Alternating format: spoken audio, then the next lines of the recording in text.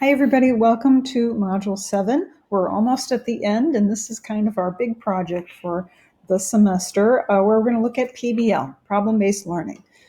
This is a pretty important subject for a lot of reasons. PBL, of course, is a model that you've probably heard of before, where we have exploration of a project. Take your hyperdocs and sort of expand on it, basically, is where we're going with this. Something that we're going to explore and maybe do some research on and try to solve a big problem and have students come up with the solutions rather than simple questions with simple answers. We're going to go into things where there can be many answers. Maybe there's no correct answer. In fact, ideally, there's no correct answer. For example, maybe there is a business that needs a new marketing plan. And so you give them some parameters. Here's the business. This is what they do. These are some of the things that they sell, and these are some of the people that they sell to. These are some of the problems that they're having. Make us a new marketing plan. And so students are integrating a lot of disciplines and skills into that project. They have to they have to have presentation skills. They're obviously exploring the concept of doing a business. So you've got economics and social studies, but they've also maybe got some math involved because a marketing plan probably requires a budget. So there's all kinds of areas within that you can be exploring within one project. So we're going to create a multidisciplinary lesson within our project here. So as you get through this, first we'll talk through it a little bit, talk through what PBL means to us in a Flipgrid, talk through your experiences with PBL. Have you ever done it before? What do you think about it? As a teacher, does anything about it concern or scare you? Because it is a little different. Instead of you just kind of giving them all the answers, taking them through quizzes, and kind of having a set path through the lesson. The kids are doing their path. They're making their own path, and they're setting their own goals. And there is a possibility they're going to come up with something that you never dreamed of. And what are you going to do within that? So if you've got that business idea and you've got this, multi-million-dollar company they're trying to make a business plan for, and they come up with the idea of doing a bake sale, well, it's not very realistic, but if they went through all the steps that they were supposed to go through and they did their research and had their budget, they're not wrong.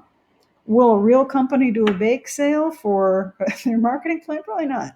But it's not wrong what they did, and they still did that research and gained those skills that you were looking for. So PBL is a really interesting place to be, and it might be something that's really different for a lot of us to be thinking about if we don't have a lot of experience with it already. So this discussion is going to help you with making a WebQuest. We're going to actually make a little website using a very specific model called the WebQuest, which you can read about. This is a longer document because it takes you through everything you're going to need to know. Step one by one throughout the whole thing so that it gives you a really clear idea of what we're looking for. So don't let the length of this document scare you. It's just meant to give you everything you could possibly need in order to do a good job with this. It is a really good idea to watch this video first with Dr. Dodge, because he is the inventor of WebQuest, and he does a very good job of explaining not only PBL, but the WebQuest model. So your job is to take a standard, or 2 or 3 or however many. I highly recommend looking at standards across different subject areas. So maybe you want to work with, say, kindergarten.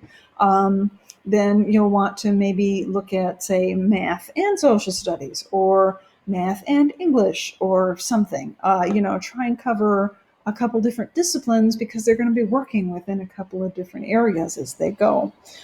So you probably have at least 3 standards. Shoot for at least 3. You may have more than that. You may just have 3. But, try to cover kind of a wider basin, because that way you're going to be able to draw from all of that stuff to have a much deeper project.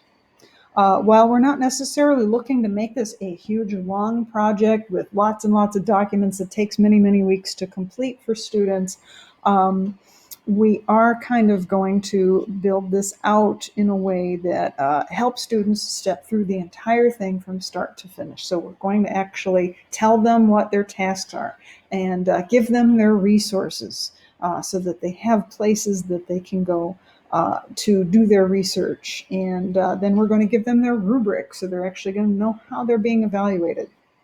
And then wrap it all up and give us some information for teachers, so that if a teacher were using this WebQuest, because it's going to be out there, it's going to be published on a real website for everybody to see, then you'll have some more, some advice for teachers to use. So I do have a longer version of this video, and it will be posted here for you to review. But the short version, I will show you a couple of examples of what former students have done. For example, I'm just going to kind of pick, all of these are good. The Student WebQuest, all of them are great examples. So whichever one you pick is going to be a great place to start, just to look to see what other people have done. Yours is very unlikely to look like theirs, but it's a good place to get examples. So Brianna, for example, did a health project, and she used Zoonal, which is one of your choices. Zoonal is free. It's really easy to get into and use. It's almost a little too simple, but it does a pretty good job. So, here you are. It already has everything set up for you, which is what I like about it. But she's got her introduction. She takes you into the tasks or objectives. So this is usually a shorter page. The longer page then comes in with the process. Process and evaluation are the places where you're going to spend the most time. And so these are where you give them the steps. Okay, we're a detective on a mission, and we're going to discover unhealthy and healthy behaviors, and we're start doing some research. And then we're going to start putting it together into a Padlet so that we can start sharing with each other. And we're going to watch a video and take a quiz so we know we have baseline understanding. Then we're going to create this fun game and work through a skit. So we're actually going to create a skit where we're teaching the rest of the class about our healthy and unhealthy behaviors. So each group is going to have their own contribution to this. They won't all come up with the same answers. So it's kind of a fun way to get younger children engaged in topics of health. In her evaluation, then, she's got a rubric. She's actually linked to one of the choices, iRubric, and it is not a bad choice at all. It makes nice looking rubrics, and she's got indications of what she's looking for. How much research have they done? How many posts did they do? What does their group project look like? So all those things come together into a conclusion. She wraps everything up. There's a little teacher page to kind of give us, that's where our standards will come in. Notice that it's first grade, so she's got her, she's stuck in health and wellness the whole time, which is okay too sometimes.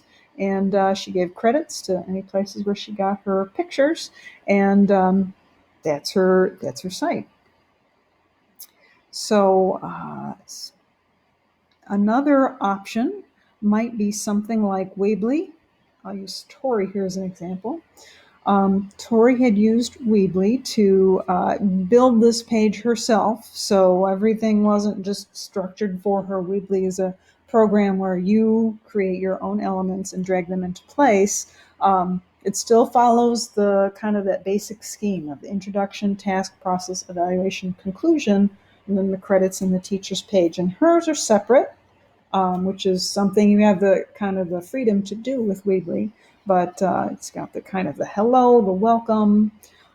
She's got hers based on investigating dyslexia and multiple intelligences through reading. So they have read a book, and they are exploring these concepts. So what I would do is look at some of these yourself, read through the WebQuest directions, maybe watch the longer video of this, and give it a try. Pick a tool, maybe try more than one tool to see which one you like best, and be creative.